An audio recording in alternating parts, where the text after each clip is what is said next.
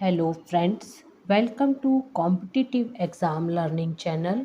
आज की वीडियो पसंद आती है तो लाइक और शेयर करें। चैनल पर फर्स्ट टाइम आए हैं तो इसे सब्सक्राइब करें। आज हम लेकर आए हैं आयोनाइजेशन एनर्जी, जो कि कॉम्पिटिटिव एग्ज़ाम से पूछा जाता है, जनरल साइंस का एक पार्ट है। तो सबसे पहले समझेंगे कि what is ionization energy. It is amount of energy required to remove an electron from isolated gaseous atom।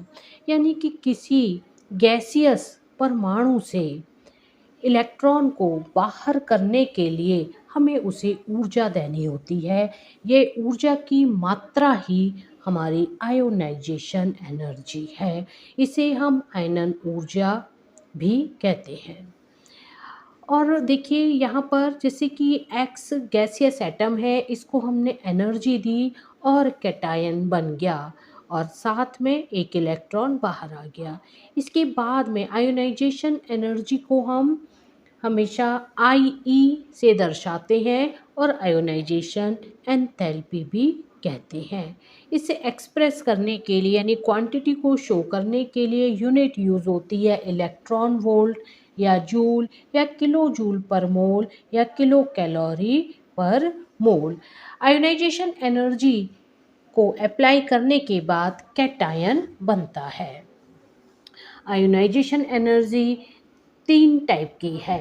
First है first ionization energy, second ionization energy, third ionization energy. First ionization energy को IE1 से show करेंगे, second ionization energy को IE2 से और third को IE3 से।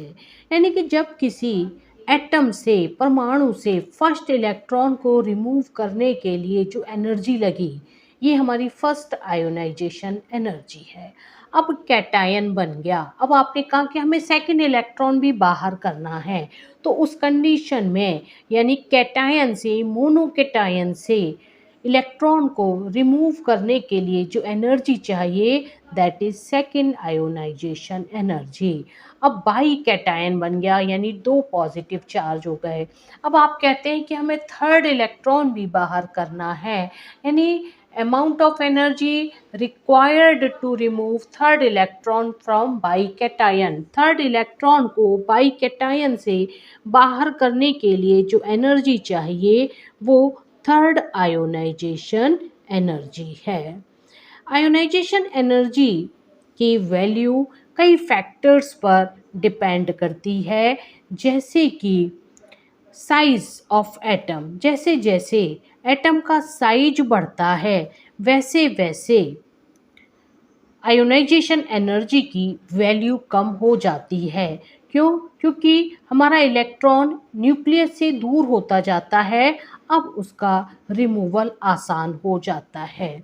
इसी तरह से साइज ऑफ एटम के अलावा न्यूक्लियर चार्ज जितना ज़्यादा होगा यानी इलेक्ट्रॉन जितना ज़्यादा न्यूक्लियस के क्लोज होगा उतना ज़्यादा अट्रैक्शन फोर्स रियलाइज करेगा और रिमूवल कठिन हो जाएगा। यानी कि जब इलेक्ट्रॉन को बाहर करना हो तो हमारा न्यूक्लियर चार्ज कम होने में कम एनर्जी लगेगी, न्यूक्लियर चार्ज ज़्यादा होगा तो ज़्यादा एनर्जी लगेगी।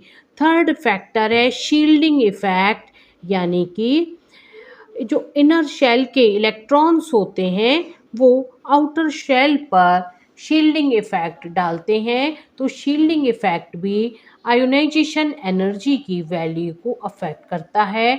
पीरियोडिक टेबल में जब हम लेफ़्ट से राइट की ओर जाते हैं तो एटम का साइज कम होता जाता है, यानी कि न्यूक्लियस से लगने वाला अट्रैक्शन फोर्स बढ़ जाता है, जिसके कारण इलेक्ट्रॉन का रिमूवल डिफ़िकल्ट हो जाता है।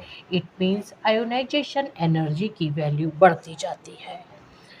लेकिन जब हम किसी भी ग्रुप में ऊपर से नीचे की ओर आते हैं तो एटम का साइज बढ़ता है, यानी कि न्यूक्लियस का इफेक्ट कम होता जाता है, अट्रैक्शन फोर्स कम होता जाता है और अब इलेक्ट्रॉन का रिमूवल इजी हो जाता है, मतलब आयनन वैल्यू कम होती जाती है on moving top to bottom in a group. इसी का ये परिणाम है कि हमारे पीरियोडिक टेबल में सबसे लेफ्ट में सोडियम पोटेशियम ग्रुप के लिए आयोनाइजेशन एनर्जी की वैल्यू सबसे कम होती है।